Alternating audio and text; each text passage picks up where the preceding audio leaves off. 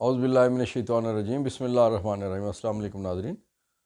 امید ہے آپ خیریت سے ہوں گے۔ آج 16 اکتوبر، آج پاکستان کے پہلے وزیر اعظم نوابزادہ لیاقت علی خان کا یوم شہادت۔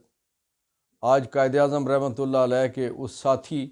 کہ جنہوں نے پاکستان کی خاطر، مسلم لیگ کی خاطر، اس ریاست کی خاطر، اس مدینہ کی ریاست کی خاطر اپنا گھر بار چھوڑا، اپنی سرداری چھوڑی، نواب تھے، نوابی چھوڑی اور اپنا وہ والا وطن ترک کر کے پاکستان میں تشریف لائے، لیکن ہم پاکستانیوں نے ان کے ساتھ کوئی اچھا سلوک نہیں کیا۔ اور آج ہی کے دن اس وقت کے کمپنی باغ، جسے اب لیاقت باغ کہا جاتا ہے، وہاں پہ ایک سید اکبر نام کے ایک شخص نے جو ہی لیاقت علی خان خطاب کرنے کے لیے تشریف لائے اور انہوں نے کچھ لفظ ادا کیے تو اس نے فوراً سامنے سے، بالکل سامنے کھڑے ہو کے تو اس نے فائرنگ کر دی، جس سے نوابزادہ لیاقت علی خان سابق وزیر اعظم پاکستان خالق حقیقی سے جا ملے۔ بڑی عجیب بات ہے کہ وہ جو سید اکبر ملزم تھا اس کو موقع پہ قتل کر دیا گیا، اور پھر اس کے بعد تحقیق، تفتیش، انکوائریاں ہوتی رہیں، اور پھر ایسا ایک مرحلہ آیا کہ وہ جہاز کہ جو راولپنڈی سے لاہور یا لاہور سے راولپنڈی مقدمے کی فائل لے کے جا رہا تھا، جس میں پروسیکیوٹر صاحب بھی تھے اور کچھ اور بھی امپارٹنٹ لوگ تھے، وہ جہاز یہ صوابہ اور دینہ کے درمیان ترقی کی پہاڑیوں میں گر کر تباہ ہو گیا۔ اور یوں وہ کہتے ہیں نا کہ وہ یہ خون خاک نشینہ تھا، رزق خاک ہوا، نہ مدعی نہ محاسب، حساب پاک ہوا، کہ وہ حساب جو ہے وہ جیلم کے علاقے میں ان پہاڑیوں میں سارا کچھ غرق کر دیا گیا، اور پھر مقدمہ کیا اس کا ہونا تھا، جو ضیاء الحق کا مقدمے کا بنا، جو بینظیر کے مقدمے کا بنا، وہی لیاقت علی خان کے مقدمے کا اس سے پہلے بن چکا تھا۔ دلچسپ بات یہ ہے اور عجیب و غریب بات یہ ہے کہ اس قاتل کی فیملی جو کے پی کے اس میں ہری پور کے علاقے میں یا مانسیرا کے علاقے میں، وہاں پہ وہ فیملی اب بھی رہائش پذیر ہے، اب تو کچھ لوگ ادھر کچھ ادھر، تو وہ ان کو ایک یعنی اس قدر پروٹوکول دیا گیا اور اس طرح حفاظت میں رکھا گیا کہ جس طرح سے پاکستان کے وہ بہت محسن لوگ ہیں، اس پہ بہت ساری، آپ گوگل میں جائیں تو لکھیں گے قائد لیاقت علی خان کے قاتل کے حوالے سے نام ہی لکھیں گے تو وہ ساری سٹوریز آ جائیں گی۔ تو یہ ایک عجیب و غریب، حیران کن قسم کا معاملہ ہے کہ پہلے وزیر اعظم نواب زادہ لیاقت علی خان کے قاتل کے ورثاء کو اتنی زیادہ اہمیت کیوں دی گئی۔ اس پہ اس سے زیادہ ہم کیا کہہ سکتے ہیں۔ ناظرین، مجھے ایک قصہ یاد آ گیا۔ ہمارے ایک راولپنڈی کچہری میں ایک وکیل صاحب تھے، راجہ اسلم بنال انہیں کہتے تھے۔ بنال ان کا گاؤں، یہ اس وقت کی تحصیل کوٹا تھی، اب تحصیل کلر سیداں کا علاقہ ہے، اور وہ جیلم کے، دریا جیلم کے بالکل کنارے پہ واقع ہے، اور اس وقت بہت دور دراز کا علاقہ، کوئی ٹرانسپورٹ کے ذرائع ایسے نہیں تھے، اور دور دراز کا علاقہ سمجھا جاتا تھا۔ وہ کراچی میں پہلے کسی جگہ غالباً نیوی میں یا کہاں پہ کوئی ملازم تھے، وہیں سے انہیں لا کر لیا، پھر پنڈی بار کے ممبر بنے۔ تو وہ ان کے حوالے سے بہت ساری چیزیں، بہت قصے جو پنڈی کے وکلاء ہیں، سینئر وکلاء، انہوں نے تو دیکھے سنے۔ وہ دلچسپ آدمی تھے تھوڑے جلالی آدمی بھی تھے، اور کبھی انگریزی میں گفتگو، کبھی اردو میں، اور پھر کبھی اپنی خالص پٹواری میں گفتگو شروع کر دیتے تھے۔ تو ایک دفعہ کسی سول کورٹ میں انہوں نے ایک حکم امتناعی کا دعویٰ دائر انہوں نے کیا، اور سٹے لینے کے لیے وہ کیس اپنا فائل کی باری کا انتظار کر رہے تھے۔ انہوں نے کافی دیر وہاں بیٹھنا پڑا، تو انہوں نے دیکھا کہ ان کی موجودگی میں بہت سارے سٹے گرانٹ ہوئے، بہت ساری چیزیں ہوئیں، بہت سارے مقدمات پیش ہوئے۔ جب ان کی باری آئی تو انہوں نے اپنی گزارشات پیش کی، تو سول جج صاحب نے کہا کہ راجہ صاحب آپ کا سٹے نہیں بنتا۔ تو راجہ صاحب کو غصہ آ گیا،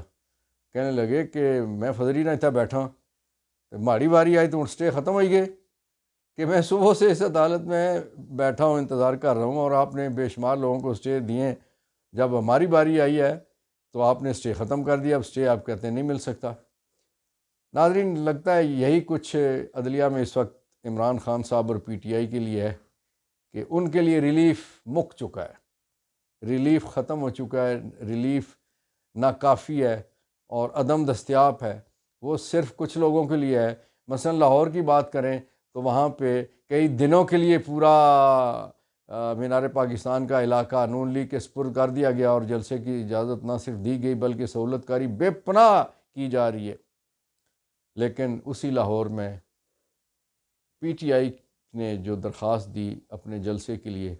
تو وہ درخواست نامنظور ہوئی۔ اسی انداز سے سوچا یہ جا رہا ہے کہ بلکہ آج تو یہ ہے کہ وہ ابتدائی خاکہ تیار کر لیا گیا اس بگوڑے مفرور ملزم کا کہ جو پاکستان سے 50 روپے کے اسٹامپ پیپر پہ 8 ہفتے کا کہہ کے بھاگ کے گیا اور 4 سال سے زیادہ عرصہ لگا کے پوری دنیا گھوما،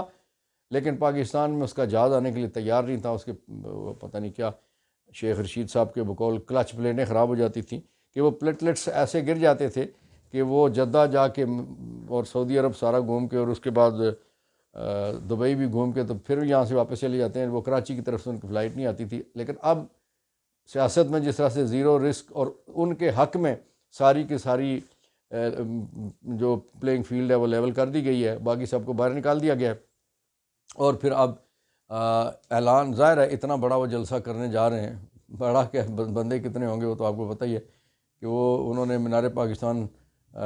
میں بتیاں شتیاں لگا کے جو ماحول بنائیں گے اور ان کا طریقہ کار یہ کریں گے کہ جناب نواز شریف صاحب کو ریلیف ملے گا اور فوری طور پہ وہاں سے ایئرپورٹ سے سیدھے ہیلی کاپٹر کے ذریعے سے وہ آ کے مینار پاکستان کے قریب اتریں گے اور وہاں جلسے سے خطاب کریں گے، گھر چلے جائیں گے۔ ناظرین، یہ پاکستان میں اس سے بڑا عدالتی تاریخ میں ظلم نہیں ہوگا کہ اگر اس انداز سے آپ ایک مفرور مجرم کو جو سزا یافتہ قیدی تھا، صرف بیماری کے بہانے پہ باہر گیا تھا اور وہ پھر وہیں کا ہو رہا۔ یاد رکھنے والی بات یہ ہے، میرے قانون دان بھائی یہ بہت بہتر انداز سے جانتے ہیں، صافی لوگ جانتے ہیں، پڑھے لکھے لوگ جانتے ہیں، جو کچہری کو جانتے ہیں وہ سارے کے سارے لوگ جانتے ہیں کہ جو پریویس کنڈکٹ ہوتا ہے پٹیشنر کا یا کسی بھی شخص کا، عدالتیں اس کو بہت وزن دیتی ہیں، اور پریویس کنڈکٹ ان کا یہ ہے کہ یہ عدالتوں سے جھوٹ بول کے گئے اور واپس بھی کوئی نہیں آئے، تو اس لیے ضمانت تو اس کو ملتی ہے جو کسی پہ الزام ہو، یہ تو ان کا تو صرف سیدھا جیل والا معاملہ ہے اور انہوں نے جیل میں ہی جانا ہے۔ لیکن اگر کوئی اور رستہ نکل آیا تو پھر یہ سمجھیے گا کہ سورج مشرق سے نہیں بلکہ وہ جنوب یا مغرب یا کہیں شمال سے طلوع ہو رہا ہے۔ آج پاکستان میں آئین نہیں ہے، قانون نہیں ہے، ضابطہ نہیں ہے، یہ سمجھ لیجیے گا۔ ناظرین، سائفر کیس میں ٹرانسفر کی درخواست جو بہت دنوں تک زیر سماعت رہی اور بہت دنوں سے سماعت مکمل ہونے کے بعد اسے رکھا گیا تھا، فیصلہ محفوظ کر کے رکھا گیا تھا، آج وہ فیصلہ سنا دیا گیا اور وہ درخواست خارج کر دی گئی، اور ارشاد یہ ہوا عدالت کی طرف سے کہ عمران خان صاحب اپنے مفاد میں بہتر ہے کہ وہ ان کی سیکیورٹی کے لیے بہتر ہے کہ وہ جیل ٹرائل ہی ان کا ہو۔ ناظرین، آرٹیکل 10 ہے رائٹ ٹو فیئر ٹرائل، اور یہ ساری کی ساری چیزیں اور پاکستان کی ہسٹری کے، پاکستان کے جتنے بڑے لوگوں، وزراء اعظم اور صدور کے جتنے بھی ٹرائل ہوئے، جس میں اس میں نواز شریف کے بارہا ٹرائل ہے، بے نظیر صاحبہ کے ٹرائل ہے، آصف علی زرداری صاحب کا ٹرائل ہے، شاہد خاقان عباسی کا ٹرائل ہے، گیلانی صاحب کا ٹرائل ہے، اور بہت سارے لوگوں کو ایسے ٹرائل ہیں، وہ سارے کے سارے اوپن ٹرائل تھے۔ لیکن عمران خان صاحب کے لیے بہت بڑی دیواروں کے پیچھے، جہاں سے خبر نہ آ سکے، کوئی دیکھ نہ سکے، کوئی بھال نہ سکے، کوئی پوچھ نہ سکے، وہاں ٹرائل کیے جانا کیوں ضروری سمجھا جا رہا ہے؟ ان کی عافیت اور خیریت تو اسی میں ہے، وہ اپنی عوام میں رہے، وہ پوری دنیا چھوڑ کے اسی لیے آگے تھے، ایک ایک ٹکا اور ایک ایک پائی اٹھا کے پاکستان لے آئے تھے کہ میں نے پاکستانیوں کے ساتھ پاکستان میں زندہ رہنا ہے۔ تو آپ کہتے ہیں ان کو ان سے دور رکھ کے تو وہ آپ ٹرائل کرنا چاہتے ہیں، تو چلیے، جو چاہے آپ کا حسن کرشمہ ساز کرے، جو آپ باحثیت ہیں وہ کر سکتے ہیں۔ ناظرین، سائفر کیس میں ہی آج اس وقت بحث جاری ہے اسلام آباد ہائی کورٹ میں، اور دونوں طرف سے دلائل دیے جا رہے ہیں، اور اگر کیس کو دیکھا جائے کچھ کیس نہیں ہے، سائفر کیس سرے سے بنتا ہی نہیں ہے۔ رانا ثناء اللہ نے بطور وزیر داخلہ کہا کہ کوئی فکر کی بات نہیں ہے، سائفر وزارت داخلہ میں موجود ہے، اور اگر سائفر اصل موجود ہے تو پھر غائب کیا ہوا؟ کچھ غائب نہیں ہوا۔ دوسری بات یہ ہے کہ بطور وزیر اعظم پاکستان بہت سارے اختیارات حاصل تھے، اور کچھ انہیں اس سلسلے میں استثناء بھی حاصل ہیں، اور پھر کیبنٹ نے یہ سائفر ڈی کوڈ یا وہ اوپن کر دیا تھا، تو اس لیے